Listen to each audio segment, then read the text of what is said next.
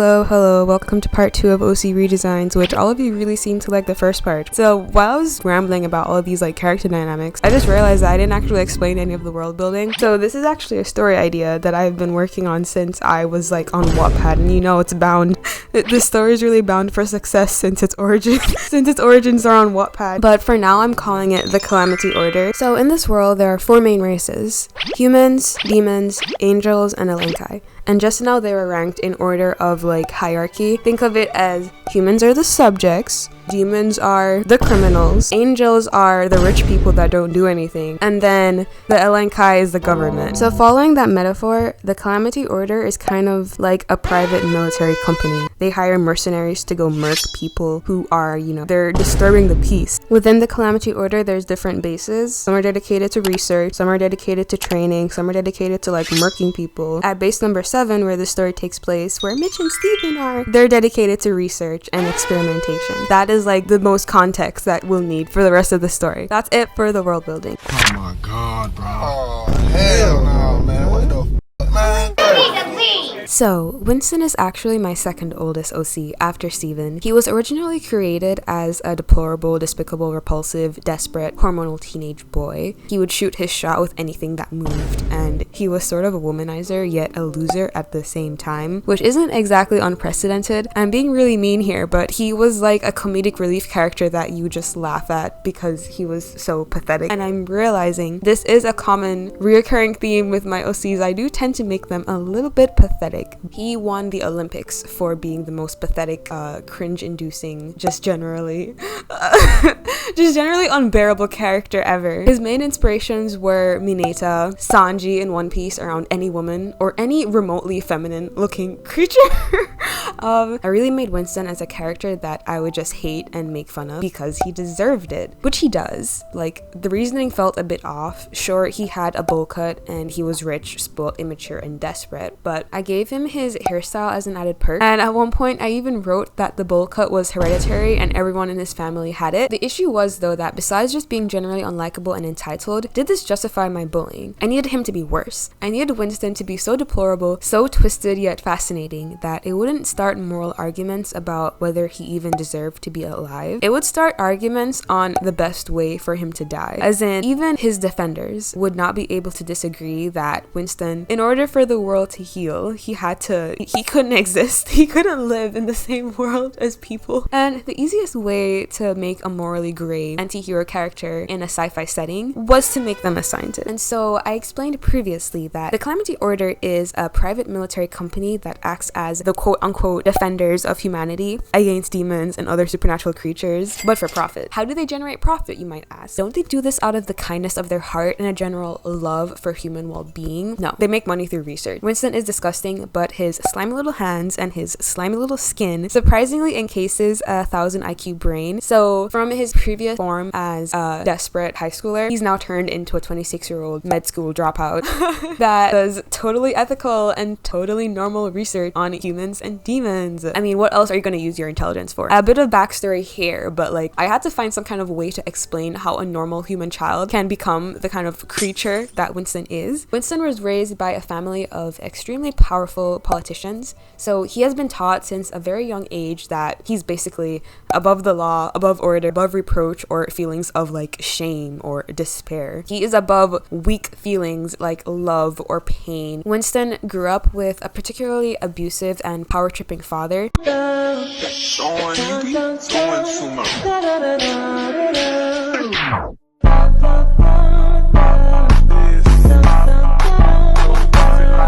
He always kind of felt scared or subdued and smothered by his father. Every minute thing he did was studied and analyzed, and he had to be absolutely perfect. So eventually, as a result of this environment, Winston slowly transformed from a scared, pampered child into the little creature, into the cynical, shameless, dangerously ambitious man that he is today. Winston, as a mere human, even sees himself above the likes of devils and even angels. Now, you might think he's delusional, but what is scary about him is the fact that his intelligence kind of feeds into this state of delusion. He excelled in school from a very young age, and so Winston quickly grew an obsession with science. And at university, he was finally free from his father's gaze and kind of ran wild, treating people like they were accessories to his world. He was kicked out of med school at age 24 for conducting inhumane clinical trials for his PhD research, and also for abusing and mistreating his research staff and fellow classmates. He still got his doctorate in the end though, because rich money power. While he was torturing innocent people and random research interns, he also managed to date and sleep around so much on campus that he gained a name for himself. Some of his former partners have even remarked that Winston behaved in a way that implied he didn't even view others as even human like himself. It was like he saw them, or rather that he saw himself, as a completely different species. As a mere human,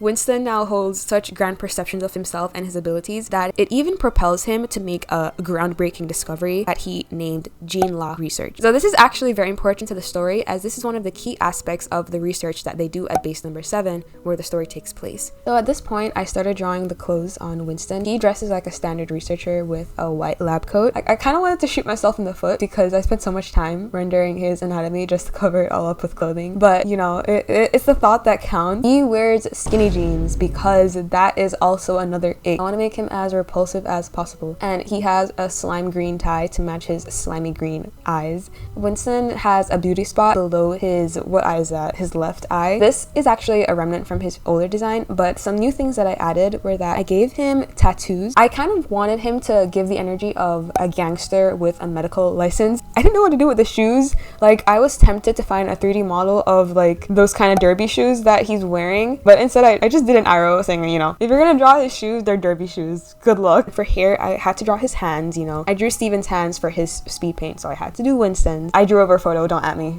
in the comments. And then I wanted to like still show that he's from old money. I don't even know if it's Rolex. I just looked up like rich looking watches online. I wish more artists would show in their process that you shouldn't be ashamed of getting a photo reference or 3D models to help you speed up your drawing process. At least in my case, I drew on top, yeah, it's right there. But I liked the colors of a different one that would contrast with his skin tone, so I like changed a few of the details. And he has 2 piercings underneath his lower lip and 2 ear piercings, like regular ear piercings.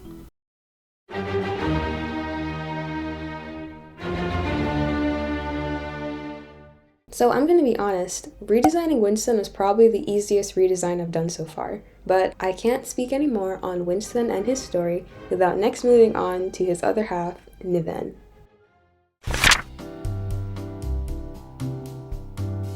Niven is a new OC that I actually made pretty recently. Originally, he was made as an accompaniment to Winston. His name was Nate, and he was Winston's hype man / frat bro. He was straight, redheaded, kind of dense and dumb, and was just Winston's sidekick. He'd kind of just stand on the sidelines and fist bump and support whatever crazy things he was doing. But as Winston's story changed more to him being a crazy mad scientist, I realized there's kind of like a strange tonal shift in the story, and you know, maybe this hype man frat bro wasn't very appropriate for the kind of person that Winston was. Instead, I wanted to make Winston have a pretty jaded childhood best friend that slowly drifted apart from him. Now that I'm reading the script, I realize this might have been subconsciously influenced by Gojo and Geto's relationship in Jujutsu Kaisen, but I will not be unpacking that.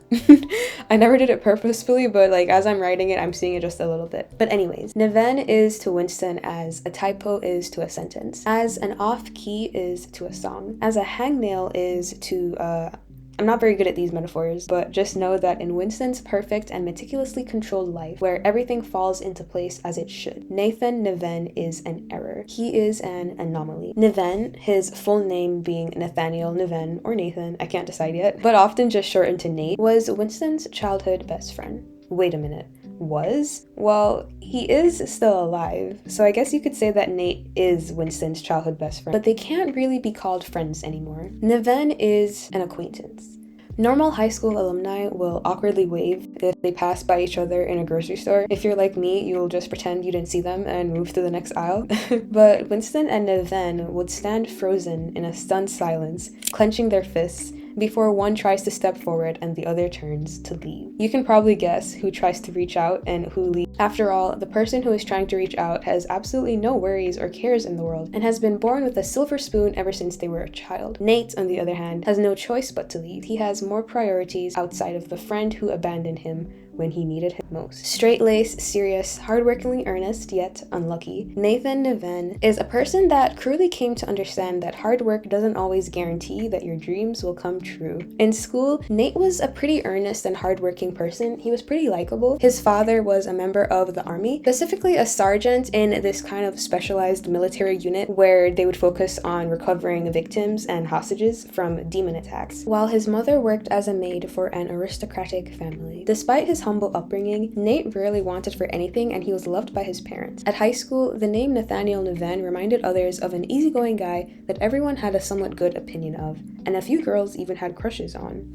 Until for some reason, one day Nate's childhood best friend, Winston Bautista, transferred from his elite academy to attend Nate's second-tier high school and attract all sorts of weird rumors about them. What's up with that? Worse, he suddenly moves in with Winston and his aristocratic family, becoming roommates. What could possibly go wrong? Nate has always had a somewhat favorable opinion of his childhood best friend, Winston Bautista, but after they entered puberty and Winston's parents got all weird and sent him to an elite boarding school, the friend that Nate grew up with slowly became more and more unfamiliar. Upon his father's busy schedule and worsening tensions within the army, and because his mother is a worker of the Bautista family estate, Nate moves in with his mother to the servant accommodation. Nate often woke up in the same house as Winston. He was self-conscious and nervous to meet his friend after being separated for years. This wasn't kindergarten or elementary school anymore. Now they'd be seeing each other for the first time in high school. Nate was slightly anxious and confused by the strange flutter he'd feel in his chest whenever he thought about meeting him. But it didn't take very long for Niven to become disenchanted after numerous strange confrontations and twisted exchanges with Winston. Soon, he slowly realized that the person in his memories was not the person before him. Long gone was the cute child that followed Nate around like his shadow. Unknowingly, his childhood best friend Winston Bautista had turned into someone with a twisted and warped personality. Growing up, Nate had always wanted to be a soldier like his father, specifically a member of the 2nd Military Battalion, but he suddenly dropped out of school after his father's untimely death. His father died a hero, a war veteran, but it left their family in shambles. Soon, his mother also died of a broken heart, leaving Niven all alone. Soon after that, he became homeless and led a life of vagrancy and torment by debt collectors and loan sharks. I'm chuckling here because this is such a interesting turn of events. If you see what I'm seeing here, no you didn't. But anyways, okay, editing me here just to give a brief trigger warning for mentions of attempted self-unaliving, but if you'd like to avoid that section, you can skip to the timestamp on the screen.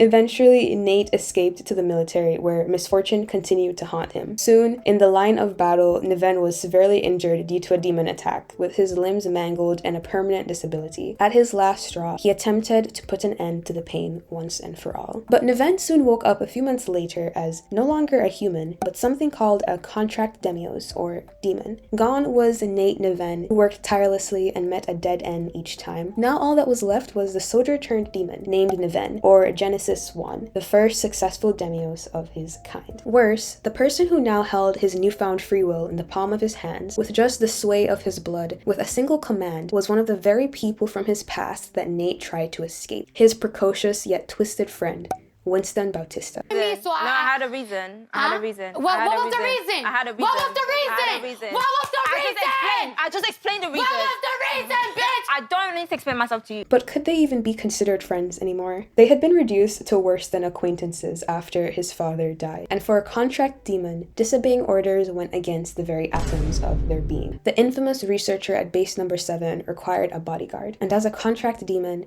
Niven's free will is entirely reliant on the whims of the contract interlocutor. Now, even death is a privilege granted only by eternal obedience. While redesigning Niven, I took a lot of inspiration from Bucky Barnes, the Winter Soldier in Captain America. At first I was going to give him like a mechanical arm, but I was like, nah, I don't really want to make him part cyborg. And I also took just like general inspo from Pinterest references, bodyguards, buff, depressed guys with scars, just general Frankenstein-like visuals. To be honest, I'm not all that satisfied with the reference sheet, and I really struggled with finishing it. Fun fact, I started this reference sheet in June, and now it's December as I'm recording this, this. His outfits look sort of plain, but I'll just draw him in a suit and harnesses for now and do some proper outfit design. I also need to design a weapon for him. The scar around Niven's neck is actually supposed to be a hint. All of the scars on his body are wounds from his previous fights or missions.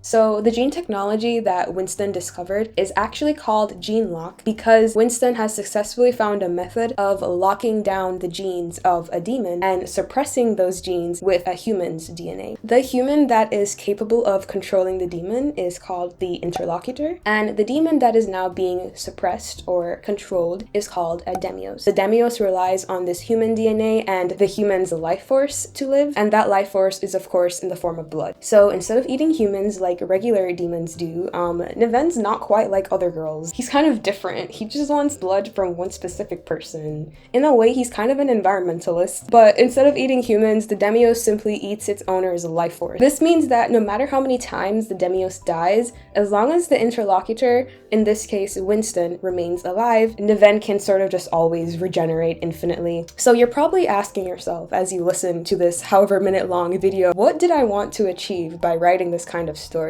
Why would I write a story about a childhood friend who's extremely unlucky and tries to self-exit, and the other childhood friend that brings him back to stay by his side? Winston is definitely twisted and warped. I guess in his own contrived mind, he probably felt betrayed to know that the best friend that he cherished would want to leave his side. To find out that Niven would no longer be existing at the same time as him was probably irreconcilable for Winston. In a dynamic where Winston's own lifespan is slowly but surely cut short by keeping his own friend alive, Winston sees absolutely no problem with this if it means that Niven will be by his side forever. Totally normal and totally ethical reasoning. Come on now. It doesn't matter if Niven hates him. As long as they continue to exist in the same world together with Niven by his side, Winston was willing to do anything. And for Niven, this was a conflicting experience. I mean, how would you feel if you were in his shoes? The word to describe Niven's feelings from all of these events that have happened should definitely be hate. But all that remained within him was this kind of bone-deep sorrow. If he had to stay alive, the least Niven wanted was to have his best friend back. Everything had been changed and sort of contorted beyond repair. The more Niven lived, the less he saw a chance of things returning to the way they were before, and the more hopeless he felt. So I could talk for hours about their story, but I'm trying to keep things vague in case I change some of these plans or make a future video. If you'd like to know more about Winston and Niven's story, feel free to check out their toy house. This might become a series where I just share my world building and character design journey as I try to develop the story of the Calamity Order. Even the name is kind of tentative because I need a better, more catchy name. In this video, I actually wanted to get some more members of the research team, such as Winston's mentor, Alistair. There's also the entire cast of devils on Mitch's team, the Delta Division, like Abbas, Sherry, Six, and Dickie, and their whole friendship that they have going on. But I ran out of time, and I think this video is already way too long, unless you all don't mind the longer videos. Right now, I'm working on scripts for the power scaling system of the Calamity Order, and I also want to make a video fleshing out my female characters because you guys won't stop blaming me about never drawing them. You can check my Instagram right now. I draw women pretty often, so I'm not really sure where this unfounded criticism is coming from. If you'd like to read more about any of my OCs or the world building, check my toy house or the card in the links below. And if you'd like to vote for which section of the story you'd like to see me make next, you can vote in my community post. I honestly felt like nobody would be interested in anything that I was saying about this story, so if any of you found this somewhat interesting, that really means so much. Do look out for a part 3. But without further ado, thanks for watching, and I hope you have a great day. Bye.